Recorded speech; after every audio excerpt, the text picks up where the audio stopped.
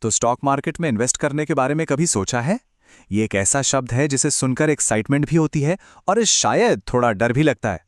पर चिंता की कोई बात नहीं। आज हम इस कॉम्प्लेक्स सी लगने वाली दुनिया के सारे राज खोलेंगे और इसे सबके लिए एकदम आसान बना देंगे। ये कहानी कहीं ना कहीं सुनी हुई लगती है ना?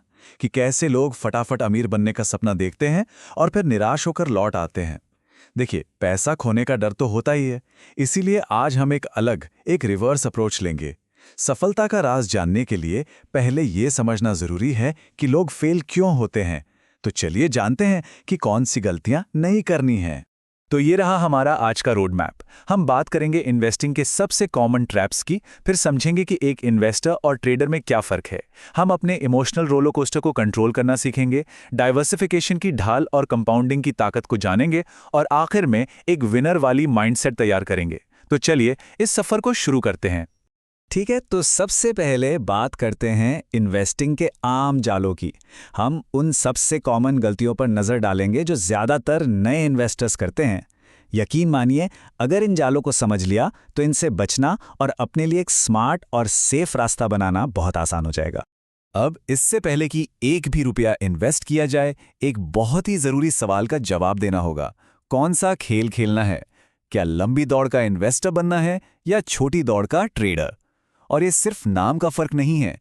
इस एक फैसले से आपकी पूरी स्ट्रैटेजी, आपका रिस्क और आखिर में आपके रिजल्ट्स सब कुछ बदल जाता है। इस टेबल को देखिए, पिक्चर बिल्कुल साफ हो जाएगी। ट्रेडिंग को समझिए एक 100 मीटर की रेस की तरह, तेज, रिस्की और फोकस होता है तुरंत प्रॉफिट पर। इसमें टेक्निकल चार्ट्स देखकर छोटे-मोटे प्राइस चेंजेस पर दांव लगाया जाता है। वहीं दूसरी तरफ इन्वेस्टिंग एक मैराथन है। ये पेशेंस का खेल है, जहां अच्छी कंपनियों में हिस्सेदारी खरीदकर लंबे समय में वेल्थ बनाई जाती है। पता है, स्टॉक मार्केट में सबसे बड़ा दुश्मन मार्केट का उतार चढ़ाव नहीं है। सबसे बड़ा दुश्मन वो है जो शीशे में दिखता है। जी हां, हमारी अपनी फीलिंग्स, डर और लालच।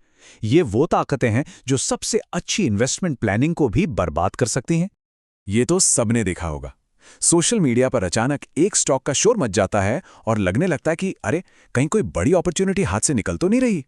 इसे कहते हैं फोमो, यानी फियर ऑफ मिसिंग आउट। लेकिन सच तो यह है कि जब तक ये खबर आम होती है, स्मार्ट लोग अपना प्रॉफिट बुक करके निकल चुके होते हैं। ऐसा लगता है जैसे पार्टी तब ज्वाइन की जब बिल आने वाला था।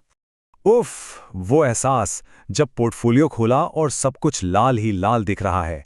दिल तेजी से धड़कने लगता है और दिमाग में बस एक ही आवाज आती है, सब बेच दो। पर ठहरिए, जैसे ही घबराहट में वो सेल बटन दबाया, समझ लीजिए एक टेम्परेरी कागजी नुकसान को आपने परमानेंट असली नुकसान बना दिया। मार्केट तूफानों के बाद हमेशा संभल जाता है, पर अगर नाव से ही कूद गए तो वापसी की सवारी तो मिस हो ही जाएगी। ये हर इन्वेस्टर का सपना होता है कि बिल्कुल नीचे खरीदो और बिल्कुल टॉप पर बेचो। लेकिन सच तो ये है कि ये एक सपना ही है, लगभग नामुमकिन। और इस परफेक्ट टाइमिंग के चक्कर में होता बिल्कुल उल्टा है।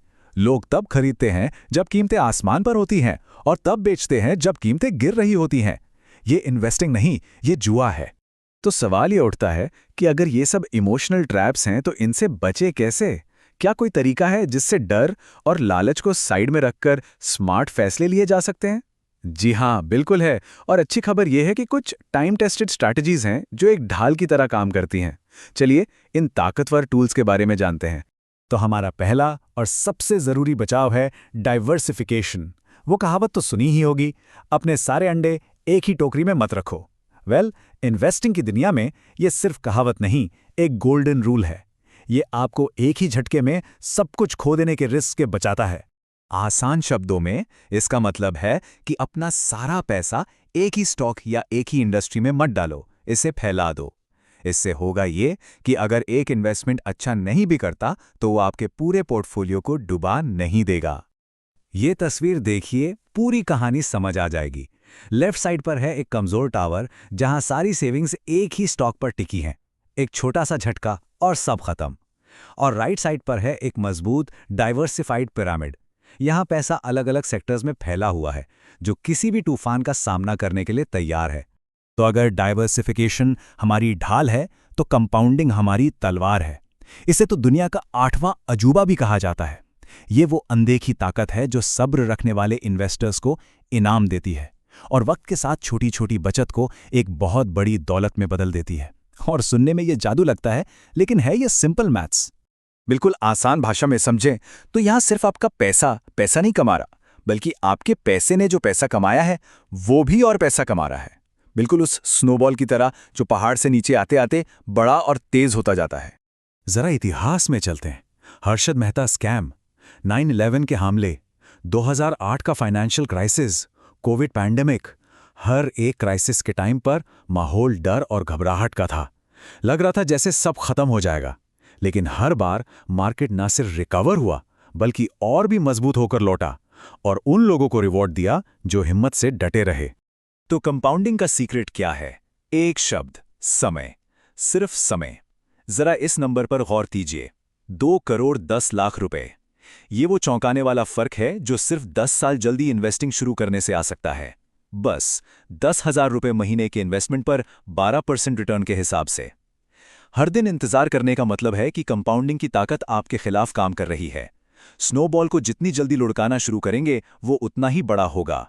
तो अब तक हमने इन्वेस्टिंग के जालों को समझा और अपने 2 सुपर वेपन्स डाइवर्सिफिकेशन और कंपाउंडिंग के बारे में भी जाना। अब वक्त है इन सब पीसेस को जोड़कर एक ऐसी विनिंग माइंडसेट तैयार करने का जो हमें कामयाबी की राह पर ले जाएगी। तो एक विनिंग माइंडसेट के लिए बस ये 4 सिंपल स्टेप्स हैं। पहला, एक क्लियर प्लान होना चाहिए। अपने इन्वेस्टमेंट को रिटायरमेंट या बच्चों की पढ़ाई जैसे असली गोल से जोड़िए। दूसरा, दिनों में नहीं दशकों में सोचिए। शॉर्ट टर्म के उठापटक को इग्नोर कीजिए। तीसरा, अपनी बाजी फैलाइए, एक मजबूत डाइवर्सिफाइड पोर्टफोलियो बनाइए। और चौथा और सबसे जरूरी, तूफानों में सब्र रखिए, शांत रहकर अपने प्लान पर टिके रहिए। आखिर में सारी बात आकर इस एक सच्चाई पर रुकती है, मार्केट की गिरावट टेम्परेरी होती है, लेकिन घबराहट में बेचना आपके नुकसान को परमानेंट बना देता है। तो कौन सा रास्ता चुनना है? इमोशंस के तूफान में बह जाना है या सब्र और लॉजिक का लंगर थामे रहना है? इतिहास तो यही बताता है कि जो तूफान में शांत रहते हैं वही मंजिल तक पहुंचते हैं। अब फैसला करने की बारी है।